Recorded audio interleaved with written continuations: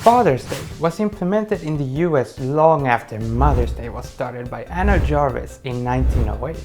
It wasn't easy getting a holiday celebrating fathers. It took many years for it to be accepted as a day to be celebrated. Father's Day was resisted by a lot of people, and it took many years for it to be accepted and recognized as a real holiday. Let's get into it. The first few times Father's Day was celebrated, it was a very small celebration, and it didn't spread because it wasn't being promoted. It started in a church in 1907 in West Virginia after a horrible mining accident in Monongah where 250 fathers lost their lives.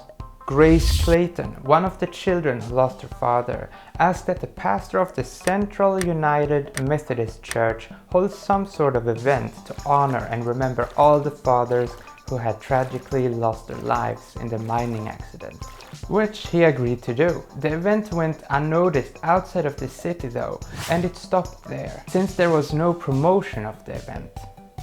Fast forward to 1910 and a woman named Sonora Dodd hears about Mother's Day for the first time and wanted a similar day to be held in honor of fathers as well. She told her pastors of her idea and they accepted. They decided to hold a sermon on the third Sunday of June. This kept going on for a few years, and Dodd was promoting this day up until the 1920s. When she went to school and Father's Day faded away once again. Dodd started promoting it in the 30s, once more trying to get people on board with Father's Day. She even had help from different companies this time, since well, they would benefit from the sales of gifts. This kept going on for many years and was never really accepted as a holiday, even though Mother's Day had been accepted by the people for many years now.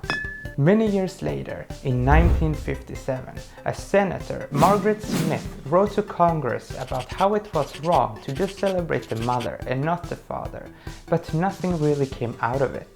That's until President Lyndon Johnson made a presidential proclamation to honor all fathers on the third Sunday of June. This was in 1966. But it wasn't until 1972 when President Nixon finally declared it a national holiday, making it a law, and it became accepted and recognized truly as a holiday. So there was definitely more resistance to Father's Day than there was to Mother's Day, which was recognized as a holiday in 1914, just a few years after its first appearance in 1908.